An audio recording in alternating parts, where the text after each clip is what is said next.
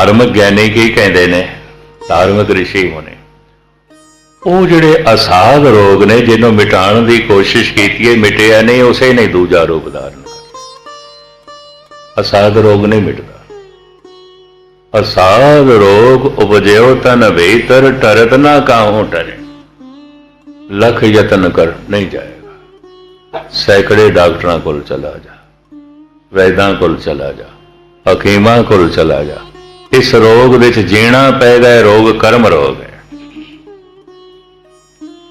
कि कर्म रोग किवें पैदा होया? खसम विसार किए रस भोग, तां तन उठ खलोए रोग। परमात्मा सच है ते सच नूं भुलाया ते झूठ दे च जिंदा होवेगा। परमात्मा महान ईमान है ते उसनूं भुलाया होवेगा तो बेईमानी च जिंदा होवेगा। परमात्मा विनिम्रता की मूर्ति है, उन्होंने भुलाया तो फिर अहंकार दे जिंदा होवेगा, विकार दे जिंदा होवेगा। परमात्मा सर्वगुण संपूर्ण है कि कोई शीलवंत नहीं, दुराचारी है।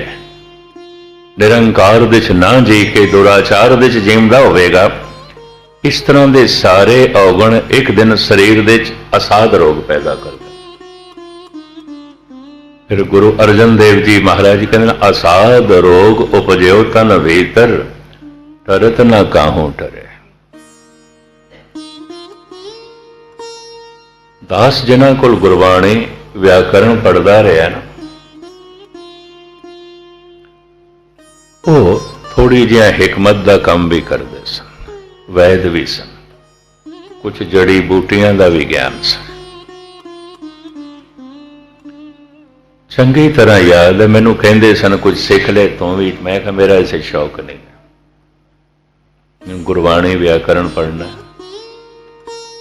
कहने लगे नहीं, अपने वास्ते कोई होर मजबूर आ जाता है। मैं कहा मैं इसे सिर खपाई नहीं करना। ਉਹਦੀ संख्या भी मिलाना पैंदा सी, होर संख्या मारना भी पैंदा सी, रत्तियां मारनियां पैंदी, पाप लगे रहंदे सन। मैं कहा यह जमेला मेरे को नहीं आउंदा। आपां गुरबाणी वाले पासे। हकीम सन, गुरबाणी दे महापंडित सन, पर वैद भी सन, शौक सी उहदा। पर मैं देख के हैरान हो जाता सी, किसी नूं दवाई देंदे सन, किसी नूं बिल्कुल ना कर देंदे सन। कोरा ही ना, चाहे वो तरले भी लवे नहीं देंदे सन, क्योंकि देंदे फ्री सन। पर किसी नूं बिल्कुल ना कर देंदे सन। मेरे को रही नहीं गल, कह दिता मैं समझ नहीं आई। तुसी क्यों वितकरा रखते हो? तुसी संत महापुरुष भेदभाव रखते हो, किसी को देंदे हो, किसी को नहीं देंदे। वो भी बेचारा आया, कहना मैं उसनों देना जिहड़ा आहारक रोगी है, व्यवहारक रोगी है, कर्म रोगी नूं नहीं देंदा। मेरी दवाई नाल नहीं ठीक हो, नहीं ठीक हो, तो नहीं समझदा। मैं कहा समझ थानू आ जाती है, कर्म रोगी। कहना हाँ, ये उन्होंने दे देखण दा ढंग सी, वो उन्होंने सोच सी, कुछ गहरी दृष्टि से। एक कर्म रोग है, नहीं ठीक होएगा। सैकड़े हकीमां को चला जाए, सैकड़े डॉक्टरों को चला जाए, और उन्होंने ये पंक्ति गुरु अर्जन देव जी महाराज दी मैनू सुनाई।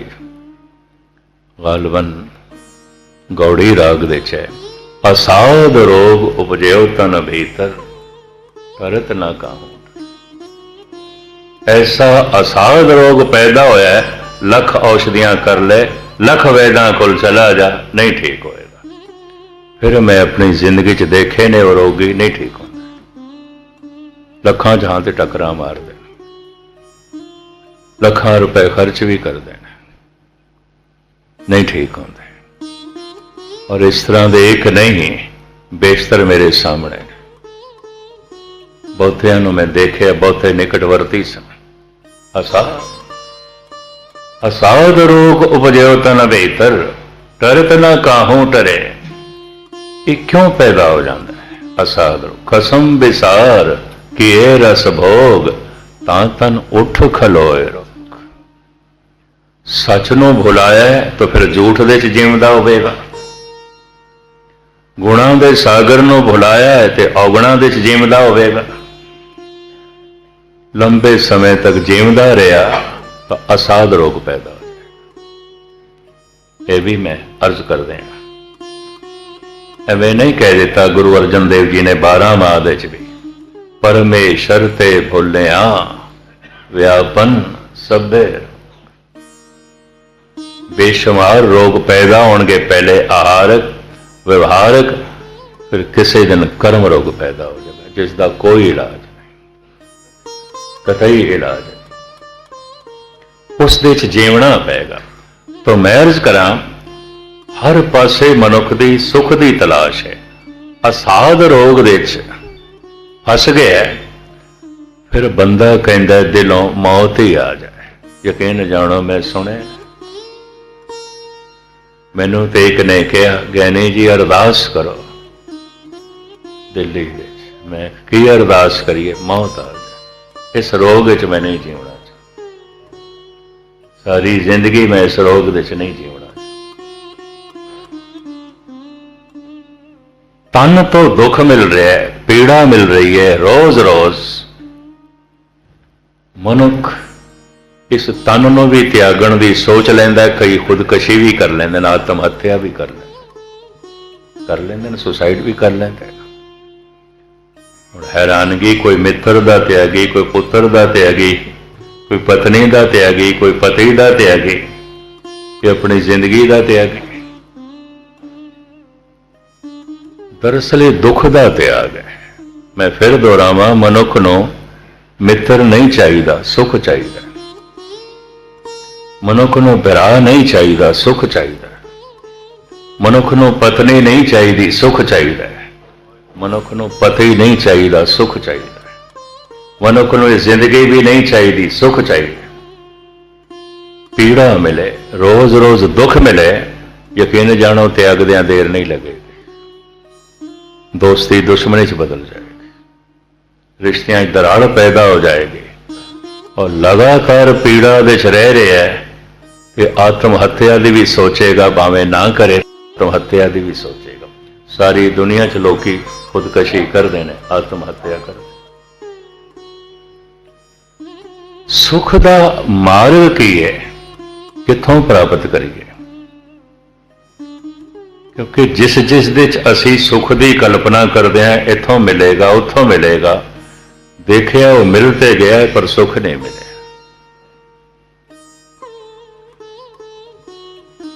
जिसकी औलाद नहीं, वो कहता है एक पुत्र हो जाए मैं बड़ा आनंदित होवांगा, और जिन्हों के 4 ने उन्होंने आनंद नहीं, तेनों खाक आनंद मिलना। किहड़े चक्रां च पैण? ख्याल है उसका। जिन्ने चिर मिलिया नहीं, उन्ने चिर तक सुख की कल्पना जुड़ी हुई है। मिल गया सुख ने, बल्कि कई दफा दुख मिलता है। गुरु तेग बहादुर साहब जी कहते हैं, सुख के हेत बहुत दुख पावत, सेव करत जन जन के, द्वारे द्वार स्वान ज्यों डोलत, न सुध राम भजन के, मानस जन्म अकारत खोवत, लाज न लोक हसन की, नानक हर जस क्यों नहीं गावत, कुमत बिनासे तन की। किहड़े चक्रां च पिया? सुख किधरों भी नहीं मिलेगा, तेरी लोड़ां की पूर्ति हो सकती। मित्र मिल सकता है, तेरी लोड़ां की पूर्ति हो सकती है। पत्नी मिल गई है, पति मिल गया, कोई लोड़ां की पूर्ति हो सकती। पुत्र मिल गया, धन संपदा मिल गई है, लोड़ां की पूर्ति हो सकती है, सुख नहीं मिल सकता। नहीं तो हर पुत्र वाला सुखी होवे, हर मित्रां वाला मनुख सुखी होवे, हर पत्नी वाला या हर पत्नी पति वाली सुखी होनी चाहिए। जगत दे सुख नहीं दिखाई देता। जिन्ने चिर तक सुख, जिन्ने चिर तक मिलिया नहीं, जिहदी मंग की जा रही है, मनुख ने सुख निरूपण किया होया है, मिलदे ही सुख नहीं, लोड़ां की पूर्ति। फिर सुख किथों मिलेगा? गुरु अर्जन देव जी महाराज इस श्लोक दे दसदे ने, बचन साध सुख बनता, लहंता बड़ करमन। गुरु दा वचन परम पुरख दा वचन सुख दा मार्ग है, यही सुख दा रस्ता है। ये वचन ही सुख नाल जोड़दा है, ये बोल ही सुख दी प्राप्ति करा देंदे ने। पलहंता बड़ करमण है, जैसे गुरु अर्जन देव जी महाराज कहते ने, दानंग परा पूर्वेण भुजंते महीपते। पूर्वला कीता होया दान, पूर्व तो मुराद है हुण तो पहले, कल भी पूर्व है, 1 साल पहले भी पूर्व है, 10 साल पहले भी पूर्व है, 1 जन्म पहले भी पूर्व है। बीजे हुए बीज फल तक अपनन लई समा ते पंथ चाहते ना। दानंग परा पूर्वेण भुजंते महीपते। एक थोड़ी मेहनत करता है, बहुत धन मिल जाता है, एक खून पसीना एक कर देंदा है, तां भी इतना नहीं प्राप्त होता। कई कोट घाले थक पाए, कई कोट बैठत ही खाए। एक ने थोड़ी मेहनत की थी, भाग बहुता लग गया। एक ने बथेरी टकरा मारियां ते कुछ भी नहीं इतना। पता है क्यों? गुरु अर्जन देव जी कहते हैं, दानंग परा पूर्वेण, ये पूर्वला कीता होया दान से। धन दान कीता से धन मिल गया। और जे प्रभु का नाम जपया है तो फिर सब कुछ मिल जाता है।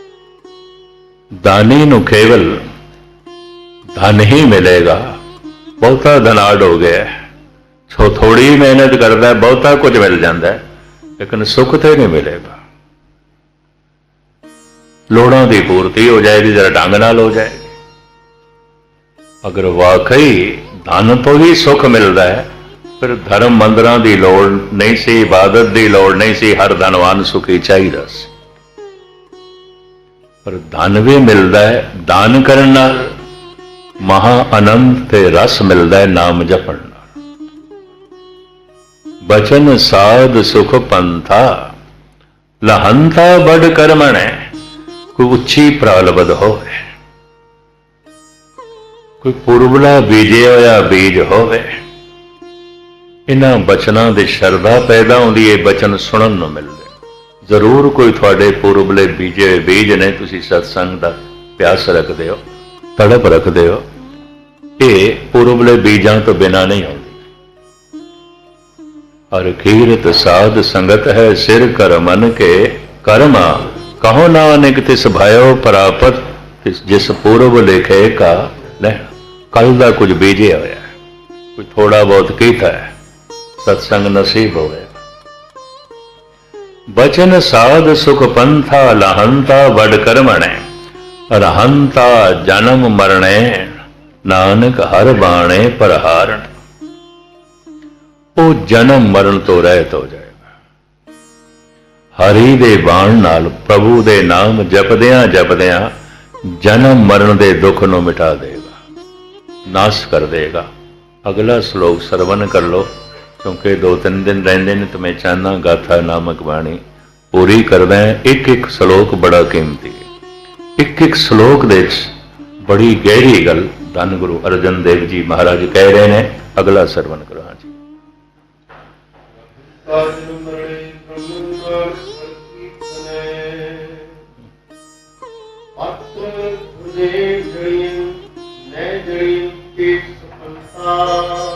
पत्र भुर्जेण झड़ियं न जड़ियं पेड़ संपता।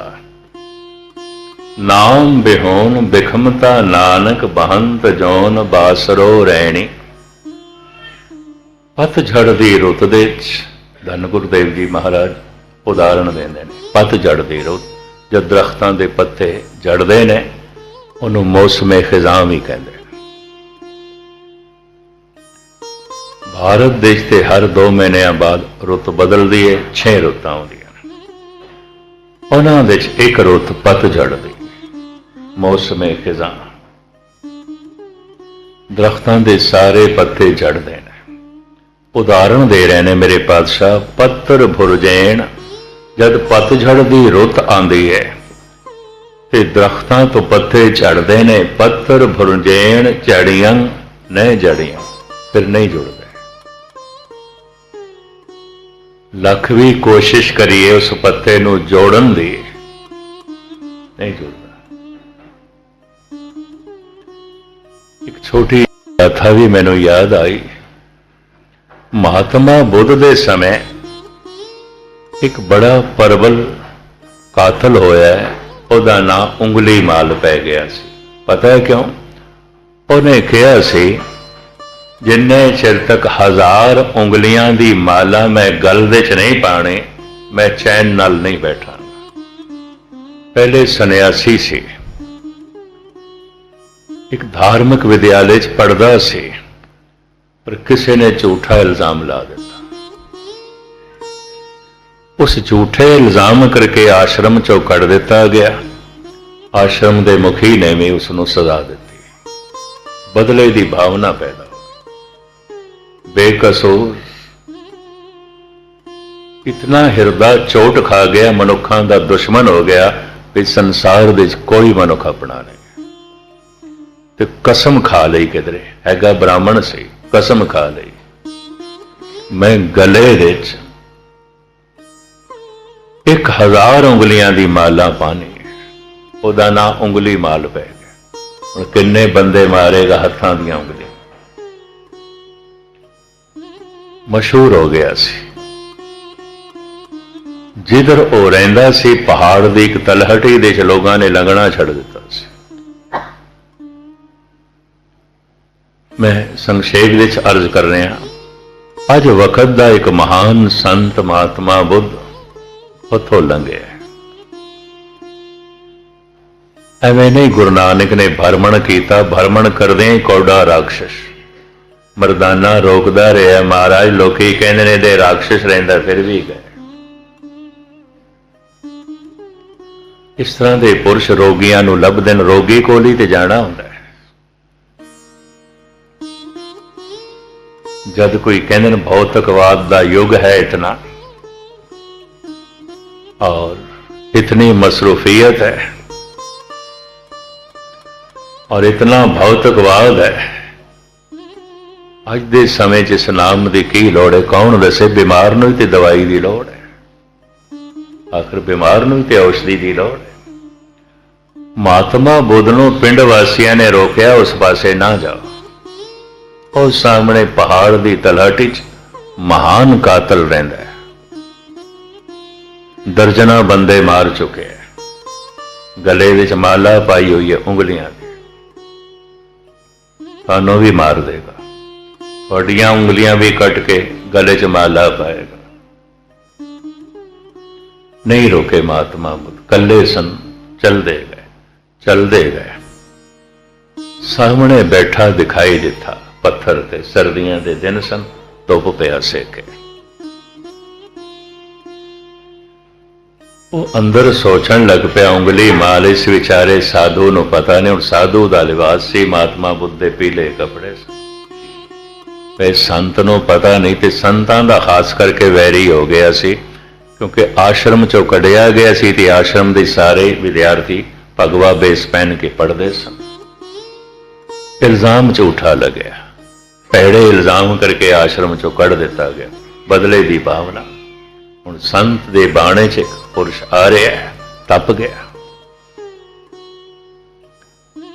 बरछा कोल सी, बरछा चुक लिया। लेकिन फिर भी मैं अर्ज करा, आभा आउंदी इस तरह के पुरुष की। महात्मा बुद्ध दी आभा रोकदा है उसनों, तू होर ना नेड़े मेरा ना नहीं सुनिया। महात्मा बुद्ध कहंदे सुनिया, फिर वापस चला जा। नहीं, वापस मुड़ना सी नहीं सीखे। मेरे गले च माला देखदा है ਉਂਗਲੀਆਂ दी, हाँ दिखाई देंदी, रुक जा। अज तक किसने किसी ने इस तरह आख्या नहीं सी रुक जा। लभदा सी शिकार, बंदा लभे। हुण बंदा सामने आया है तो उन्होंने वापस करदा है, रोकदा है। उहदी आभा, महात्मा बुद्ध दी आभा। सिर्फ 10 कदमां दा फासला रह गया। ਉਂਗਲੀ माल कहता है, मैं फैसला कर लिया, मैं थोड़ी गर्दन उड़ा देनी है, नहीं छोड़ना, हुण नहीं छोड़ना। उन्होंने मैं कह बैठा वापस चले जाओ, रुक जाओ, तुसी नहीं मनिया, पर हुण मैं नहीं छोड़ांगा। महात्मा बुद्ध कहते ठीक है, तो मेरी गर्दन उड़ा दे, ते मरदे बंदे दा ते दुष्ट तो दुष्ट बंदा भी काम कर देंदा है। एक छोटा जिहा मेरा काम कर दे कि ऐ सामने दरख्त तो एक पत्ता तोड़ लिया, एन झट तोड़ दिता, आके दे मैनू, दे दिता। बरछा चुकन लगा मारन लई, महात्मा बुद्ध कहते हैं अजे तू अधूरा काम किया, पूरा कर। की पूरा करा? तुसी कहा पत्ता तोड़, मैं तोड़िया, ये अधूरा काम है, हुण तू इसनूं जोड़ दे, फिर मेरी गर्दन उड़ा दे। ए पत्ता जोड़ दे।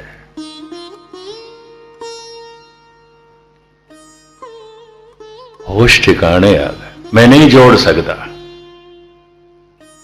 फिर तोड़ ते बच्चा भी सकता है, कोई भी तोड़ सकता है। कला ते कोई जोड़ ना सके, तोड़ ते कोई भी सकता है। ये कोई अकलमंदी नहीं। पत्ता कोई भी तोड़ सकता है। इलम ते ये है, सियाणप ते ये है, महानता ते ये है, कोई जोड़ दे। बरछा हथों गिर गया, मैं नहीं जोड़ सकता। नहीं जोड़ सकता तो फिर तोड़ भी ना, तोड़ भी ना, कदमां ते गिर गया। ये उंगली माल संत बनया सी। पहले दिन जब भिक्षा मंगण गया, किसी ने नहीं दी, पत्थर ही मारे, लोगों ने खूब कुटिया, लेकिन सब कुछ सहार गया, सब कुछ सहार गया। हुण मैं तोड़ना नहीं, तोड़ना नहीं। इनू ईरानी सूफी संत मौलाना रूम कहते ने, तू बराए वसल करदन आमदी, ने बराए फसल करदन आमदी। तू इस दुनिया दे च लोगां दे दिल जोड़न वास्ते आया है, तोड़न वास्ते नहीं। तू बराए वसल करदन आमदी, ने बराए फसल करदन आमदी, ना तोड़िया कर। हुण मैं अर्ज करा, लोगां दे दिल जोड़दियां जोड़दियां जुड़दियां जुड़दियां मनुख एक दिन परमात्मा नाल जुड़ जाता है। जोड़न वाले नूं जोगी कहते, तोड़न वाले नूं ही भोगी कहते हैं। इत्थे भोगी है, इत्थे भाग भाग करता है, इत्थे तकसीम करता है, इत्थे टुकड़े टुकड़े करता है।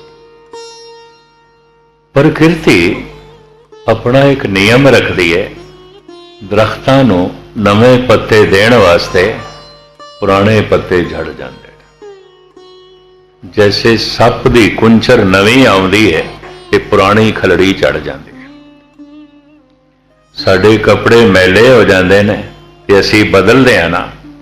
हुण बेचारे दरख्त अपने कपड़े किवें बदलन? पत्ते उन्हां दे कपड़े ने, परमात्मा बदलना, ईश्वर बदलना। सप अपनी कुंच किवें बदले? प्रकृति बदले। ये भी मैं अर्ज करती हूं, प्रकृति ने अपने ढंग बनाए ने, अपने नियम बनाए ने। सतगुर इत्थे एक बड़ा सोहना उदाहरण दे रहे ने समझाने वास्ते।